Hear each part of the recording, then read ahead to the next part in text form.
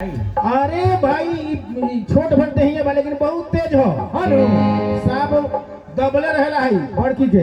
अच्छा रुक भी भाई हमके पहले चेक कर ले। चेक कर लो। अरे बहुत बहुत तेज मोबाइल बारो सो बड़ी तेज बारे भाई। अच्छा एकरो को देख ले तनी हम। देख लो। अरे भाई एकरो गर्दन में मांस नहीं है। हां तू है ना सारा मांस पीछे। ए तीर भाई ये दोनों बैल हमके बहुत पसंद बा। ठीक बा दाम काम कर। अरे भाई ये बताओ लोग हमारे बैल तो होनी के पसंद पड़ल कि ना। एकदम बहुत अच्छा बात। अच्छा बोलो। अरे जब ले जीबो घरे न आ दू दान दिन एकरा खिया देबो तो होनी के एको लात न देखो हम खोद हम इनको खियाओ ने हमरा कुछ ना कोई देखबो केतनो खोदबो ना मरी है। हां भाई लेकिन कुछ कह। हां तोहार जब बैल बालो हां एकर गर्दन में मांस नहीं है। अरे का करबे जोताई कम पड़ल भाई घरी सारा मांस ओकर पीछे आ गइल बा। तो दाम तनी देखिएगा लगाई है। देखो भाई महंगा के जुग बाटे महंगाई के जुग बा। मेला में आइल तो कुछ मेला के टैक्स भी हमरा भरे के पड़ता तो मिला जुला के हम 5000 रुपया दाम धैले बनी दोनों ही 5000 बस 5000 में दे दे। अरे ट्योर भाई हाँ अरे तो बहुत ज्यादा दाम बना कहता है 5000 कहता क्या मार रहा है 1500 कहन 1500 में मानी हूँ तो भाई बोल के 5000 दिए गर्दन में मांस नहीं है सारा मांस पीछे आ गया पीछे बा गर्दन में मांस रही तब। अच्छा रुका हम बतियाओ भाई सुनो। हाँ बोलो भाई 5000 तो ना। हाँ हमनी तोहार बैल के 1500 रहल जाई। 1000 जा लोग ने जा लोग मेला में बहुत बेचाता जाके देख लो लोग नहीं हमार ना बेचाई ना बेचाई कोनो पाठी बेचे आइल बनी बकरी बेचे आइल बनी 1500 में दे। सुनो भाई सुनो। अरे बहुत बड़ा मेला में जा लोग तहारी सुना खरीदाई हमार बॉल हमार बात सुनो एक काम करो। हाँ कि तू हमरे गांव में ले चला। गांव में वहाँ एगो मुखिया जी बड़े बहुत बढ़िया पंचायती करे ले। अगर जो मुखिया जी जो तोहार बैल के दाम लगा दी है हाँ उहे बैल के दाम तोहरा के दिया एकर मतलब मेला मालिक हुए हले का। हाँ उहे हले तो दाम उ जो लगा दिए तो ने दियाई हम दियाई। चल तू अपन बैल के हमनी गांव ले चला। ठीक बट ले चल तनी लेकिन हमें बढ़िया दाम मिली तो बेचम। हाँ तो मुखिया जी जोन कहिए नु उहे तोहरा के दाम दियाई। चला ठीक बा चलो भैया।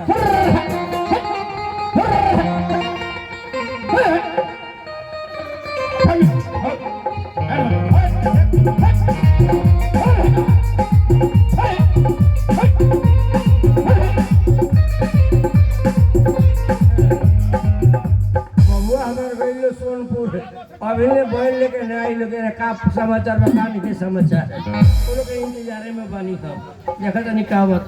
प्रणाम बाबूजी। आयो बैल वाला काम है ए थमले की आइल बने बहरे ओकरा के रोकले बने ठीक नु हम रउआ के बुलावे इनके चल के पंचायती करे या चल के अपन हाथ में बैल ले भ जाओ। बैल वाला आ गइल बा बैलो से नहीं बा साथे ले आइल बनी हम ए बबू तो बैल वाला के सामने हमरा का बाबूजी मत कहो। ठीक बा हमरा के मुखिया जी कहिए सर। ठीक बा चल मुखिया जी के हमरा के असली रूप पकड़ लेवा दस। हां पकड़ी असली रूप जब पकड़ लेता नहीं तो ओकरा के ले ये सब प्रणाम करे खातिर ठीक बा।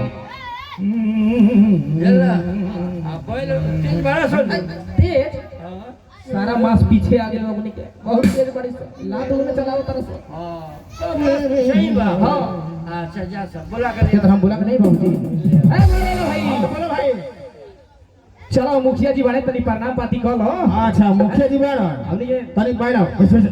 अच्छा हमनी बानी ना। हां पकड़ ले रहलो देखिए भाई ये जंग ले रहलो। ए मुखिया जी प्रणाम।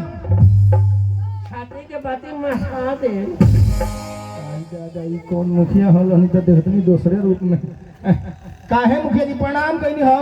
एटा प्रणाम कइला तो हमारा ये देख रे कोई जला करजा मस्का दे। मुखिया जी तो हम अनजान बानी हमरा के बता दी कि पढ़े भैया जला जाके बताओ कि मुखिया जी के कहां से प्रणाम कर जला जाके जल्दी बताओ ना काम गड़बड़ाई।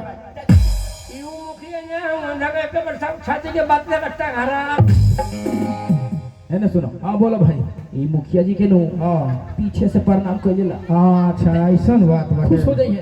ठीक बा प्रणाम मुखिया जी। खुश रह चाय ओए पियो।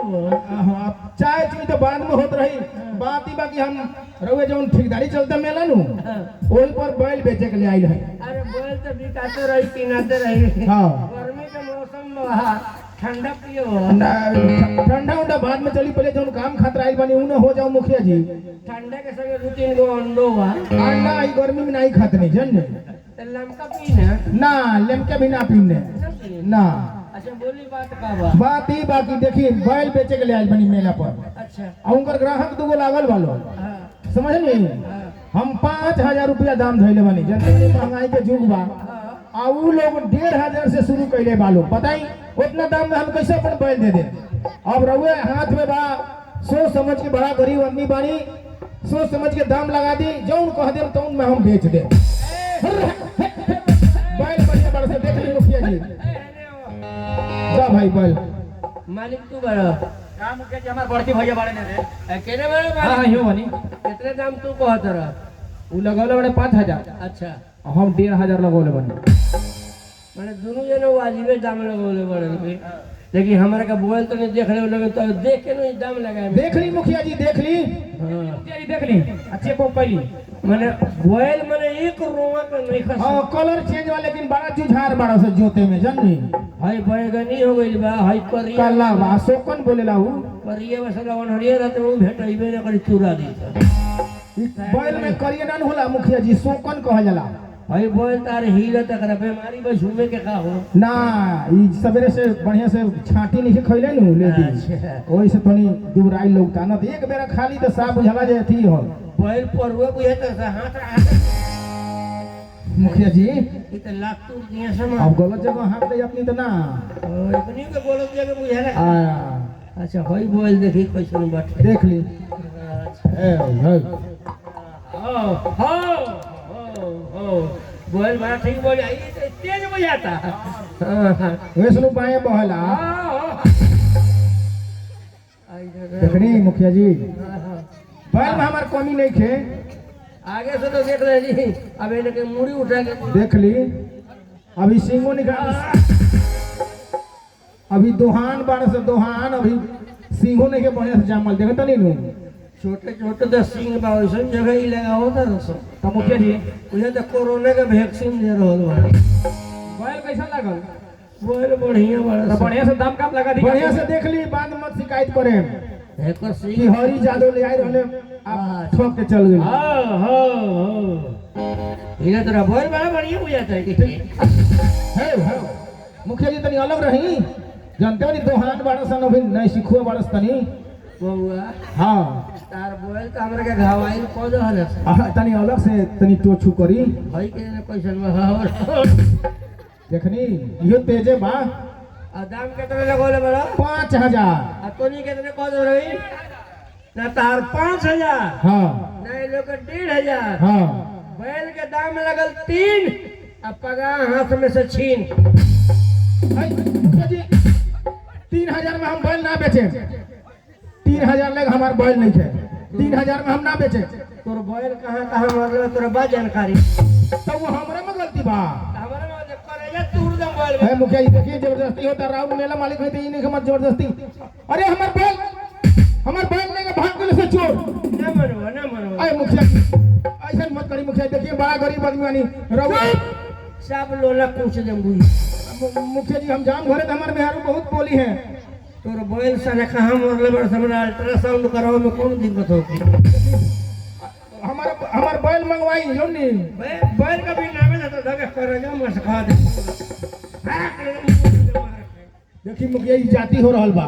रहुआ द्वार पर आनी की रहुआ बढ़िया से हमर दाम लगा दे, मारो हमार बैल छिनवा देनी। जितना तोरा बैल का दाम ना लगे उतने में साला हमारे इलाज करावे में पैसा लगे। आ तो बैल के दाम ना तार करेजा में से खा दो। तो बड़ा फेर में पड़ने भाई। और बैलो हाथ से गई। आ घरे मेहरारू कहले बड़े कि जाई बेच के आई, अब पैसा के काम बा, कुछ पैसा बचा के नया दोहान बच्चा खरीद ले आई। अब तो हम बनी फेर में आसे चलो थी पहले घर पर जाके सुनाए मेहरारू ही ये मानिए जाई। अच्छा चलो भाई तेरे बारू हो कहाँ बारू? बाल बच्चा भी नहीं। हां देखो ना सोनपुर मेला में गई हो बैल बेचे। बैल के हमें दाम जितना कहले लू 5000 रुपया लगौनी। ओकरे बाद में दूगो खरीदार आई लोग ले गइल बोला के ऊ मुखिया जी के लगे अब मुखिया जी दाम लगलन 3000 आ हमार बैल उ लोग के लेके भगवा गेलन समझ लू हम तो बड़ा खाली हाथ आइल बनी 1 रुपया लेके नहीं खेल हमार बैल छीन ले चोर लेके भाग गइल लोग बैल चोरावेला